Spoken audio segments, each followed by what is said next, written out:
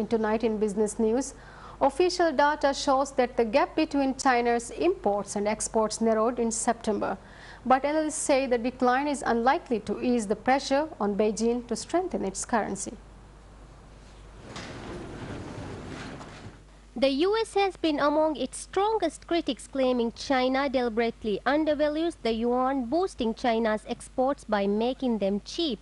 China's trade surplus fell to a 5-month low of $16.9 billion, down from $20 billion in August.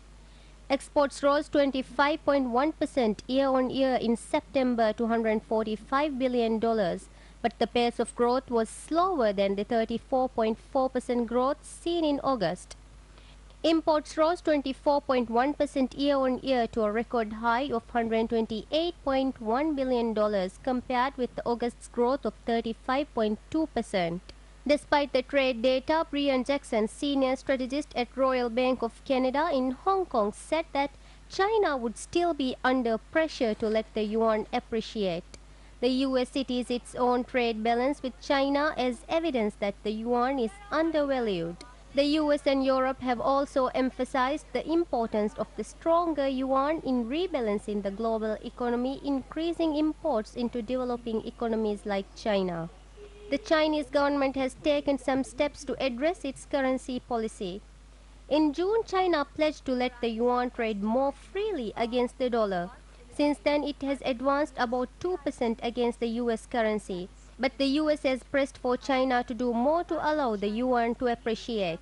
The House of Representatives has backed a bill that treats undervalued currencies as illegal export subsidies, which could pave the way for trade sanctions on China.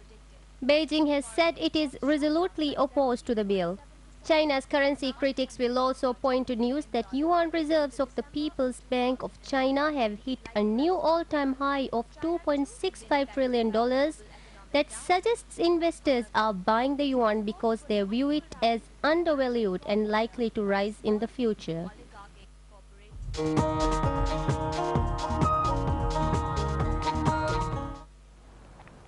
MNDF launches the media kit for Mr. MNDF 2010 bodybuilding contest.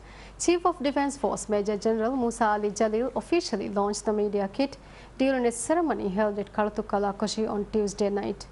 Mr. MNDF contest was first held in 2009. Lieutenant Colonel Muhammad Ziad, president of MNDF's Recreation Club, said that more competitors are expected to participate in this year's contest. To make Mr. MNDF 2010 a colorful event, MNDF plans to invite famous artists to the event from abroad together with the local artists. Speaking at last night's ceremony, Commandant of the Coast Guard Zakaria Mansour highlighted that officers of MNDF has played an important role in the entertainment and sports field in the past years, apart from their national duty. The media partner of Mr. MNDF 2010 is MNBC ONE.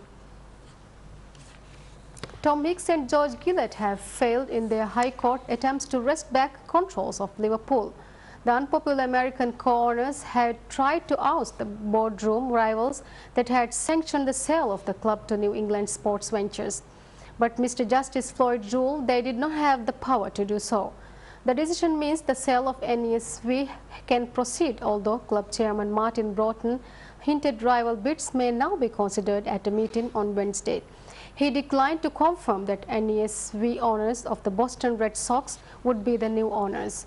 John W. Henry, who heads the NESV consortium, celebrated the High Court verdict through his Twitter accounts and praised Broughton Managing Director Christian Perslow and Commercial Director Ian Eyre. And now we'll bring you the weather updates from Maldives Meteorological Services.